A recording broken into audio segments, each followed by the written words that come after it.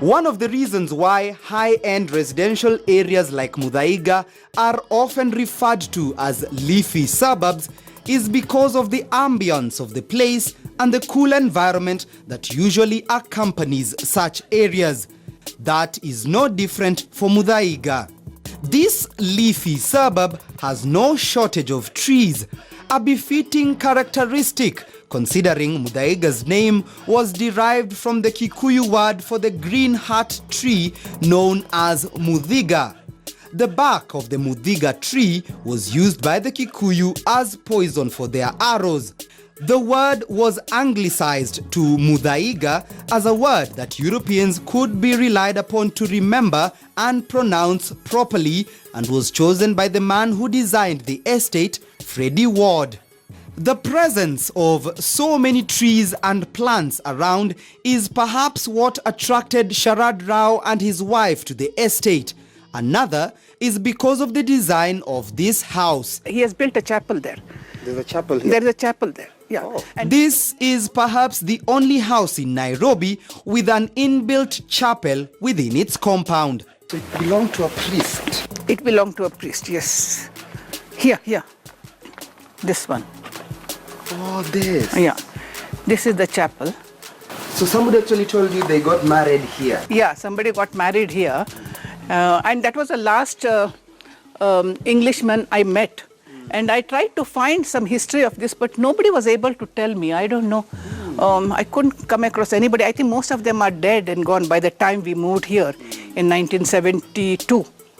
So we couldn't find anybody. There was one person who gave us the information, just one piece of information, but he also died soon after, so we couldn't get much in there. So this is the chapel we have, and yeah, it's a nice place, you feel, and that's why, there is a lot of peace, I think, when people have prayed here so much, that many people come here and they say, we get a kind of peace here, tranquility.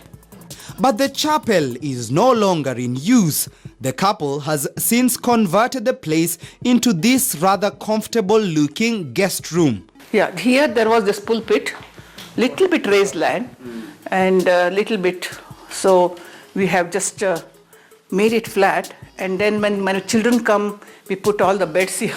This would have been my favorite room. Yeah. It's very, very peaceful when you actually come and sit here. Only thing, it is not so bright because it's a chapel. Yeah. But when I came here and this was empty, and whenever I entered, I felt, oh my goodness, it's so peaceful, and some kind of a feeling you get, good feeling, nice feeling you get. Very nice. Most of the land acreage where Muthaiga is now located was initially a mixture of residential and farmland. In fact, in 1901, the white settlers began using part of what was then over 2,000 acres of land into a dairy farm. Mrs. Sunbach Baker, who owned tracts of land here, began the first dairy production of milk and butter in the entire East African region. Years later, Muthaiga would be known as the British East Africa Protectorate's first and most thriving dairy farm in the entire region. And, she was being called Queenie, so they used to call it Siagi, Queenie.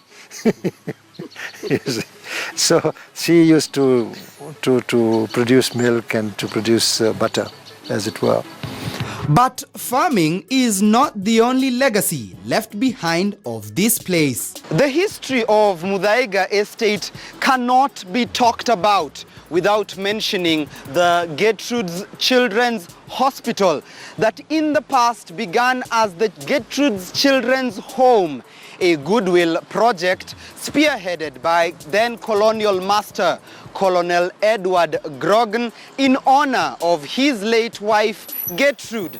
This particular facility becoming the first of its kind in East and Central Africa, specializing in the care and treatment of young children. The facility was officially opened in 1947 and was initially known as the Gertrude Gardens Children's Home before it was later changed to the Gertrude Children's Hospital. The hospital's legacy has been attributed to powerful colonial businessman Edward Ewart Grogan, who was known as Kenya's good old man. Grogan is known for the immense love he had for his wife, Gertrude, that he walked from Cape Town in South Africa to Cairo in Egypt to prove to Gertrude's father that he was worthy enough for his daughter's hand in marriage. That incredible journey is now famously known as the Cape to Cairo Walk. The history of Gertrude's Hospital to Muthaiga is linked to the founder of the hospital, who is Colonel Grogan. So Colonel Grogan, many years ago in 1947, gave this piece of land and formed a trust in honor of his late wife, Gertrude, with the intention that would establish a hospital, a school, or a children's home. So it's actually started as a children's home, but the board of trustees who were left in charge of the trust started a hospital, and so the hospital is really linked back to Colonel Grogan, who established the hospital and gave this land to establish it. In its 71 years of existence, Gertrude's Children's Hospital has grown immensely. The facility, since the year 2000, now has 15 branches countrywide. Although the hospital is a children's hospital, in addition to taking care of the children of the people in the community, it also provides emergency care to the people who stay around the community. So be it adults or children, they will first come here in case they have an emergency before they go to an adult hospital.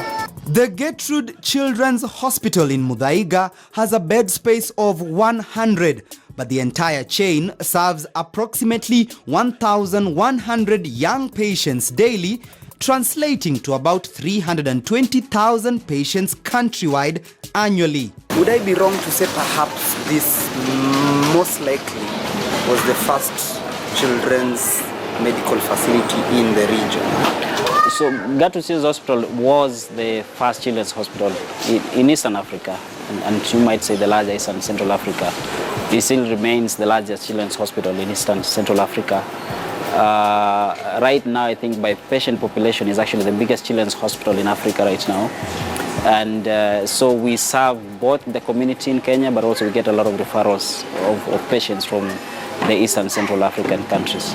Being the largest children's hospital in Africa, the CEO tells me, coupled with the rich history attributed to Gertrude's Hospital, helps them maintain a sense of perspective that all they're doing is not for short-term benefit, but rather is attached to a greater purpose and legacy associated not only with the man Grogan, but also the estate of Muthaiga, where the head office is located.